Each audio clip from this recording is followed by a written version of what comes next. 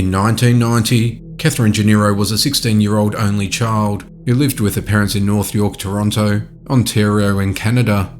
She was top of her class and excelled in track and field, earning her the nickname Sport. She was also a good singer and entered talent shows.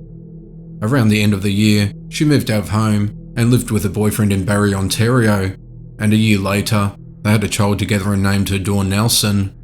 Around the beginning of 1994, she separated from her boyfriend, and her parents suggested she come back home to live with them since they had plenty of space, but she declined as all her friends lived in Barrie, and she found a basement-level apartment at 258 Dunlop St West in Barrie to rent.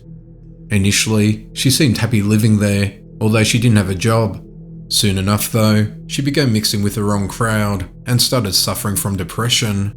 During the Thanksgiving weekend that year, Katherine's parents looked after Dawn at their house in North York so Katherine could enjoy herself. In the late hours of the Sunday night on the 9th of October 1994 and early morning hours of the following day, she was seen by several witnesses partying at a couple of bars in downtown Barrie. On the evening of the 10th of October 1994, friends of Katherine arrived at her apartment and discovered her lifeless body laying in a pool of blood. She had been stabbed and slashed several times, and her face had been scratched. The authorities were contacted and arrived at 8 p.m. They laser scanned the apartment for hairs and fibres that wouldn't normally be detected by the human eye. They collected evidence at the crime scene, which was sent to a crime lab for DNA analysis, and people were questioned. The weapon used in the attack was never found. Whilst investigating the circumstances surrounding the violent attack, the authorities learned that Katherine had invited some people she met downtown back to her apartment.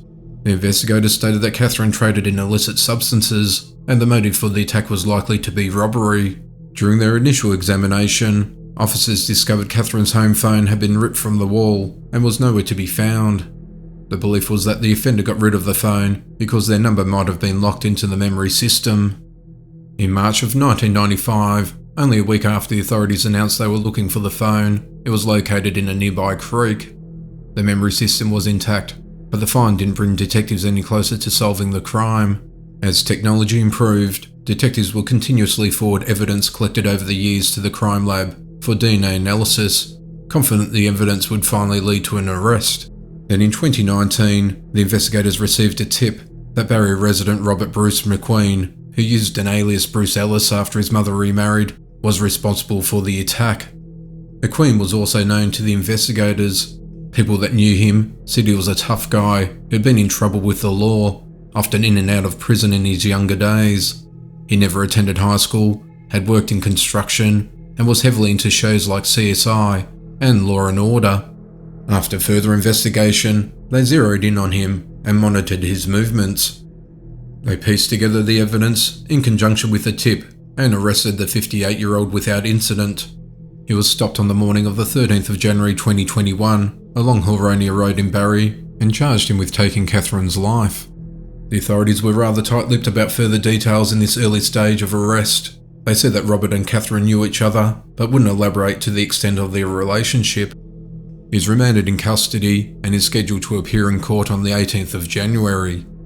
After learning of the news, Dawn said, "I want to thank those who never gave up looking for my mother's attacker. I wish my grandparents Dinora and Fernando Janeiro were alive to see this day. Grief is the most familiar feeling to me. Closure on my mother's case will help to finally bring me some peace.